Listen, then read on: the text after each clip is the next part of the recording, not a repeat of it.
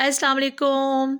अक्सर औक़ात व्यूअर्स चावल पकाते वक़्त या तो वो थोड़े ज़्यादा गल जाते हैं या फिर व्यूअर्स वो कच्चे रह जाते हैं। तो दोनों सूरतों में आप इसको दम लगा सकते हैं। अगर इस तरह से चावल गल चुके हों और इनमें थोड़ी नमी मौजूद हो, तो आप व्यूअर्स किचन में जो साफ़ कपड़ा है उसको अच्छे से इसके ढक्कन के गिर्द लपेट दें और इसको कवर कर दें। यानी आप इसको खुश्क दम लगा दें तकरीबन 8 से 10 मिनट के लिए बिल्कुल लो फ्लेम पर। तो ज़बरदस्त से चावल जो है वो बनकर तैयार होंगे और इनकी एक्स्ट्रा नमी ख़त्म हो जाएगी। और अगर व्यूअर्स आपको लगे कि चावल कच्चे हैं और पानी बिल्कुल ड्राई हो चुका है, देन आप इसी कपड़े को अच्छे से गीला कीजिएगा और फिर व्यूअर्स इसी तरह से लपेट कर कवर कर दीजिएगा तकरीबन 8 से 10 मिनट के लिए बिल्कुल लो फ्लेम पर। तो चावल जो है वो बहुत अच्छे से सॉफ्ट हो जाएंगे। तो इस ट्रिक को व्यूअर्स आप फॉलो कर सकते हैं अगर ऐसी सूरत हाल का आपको सामना करना पड़े।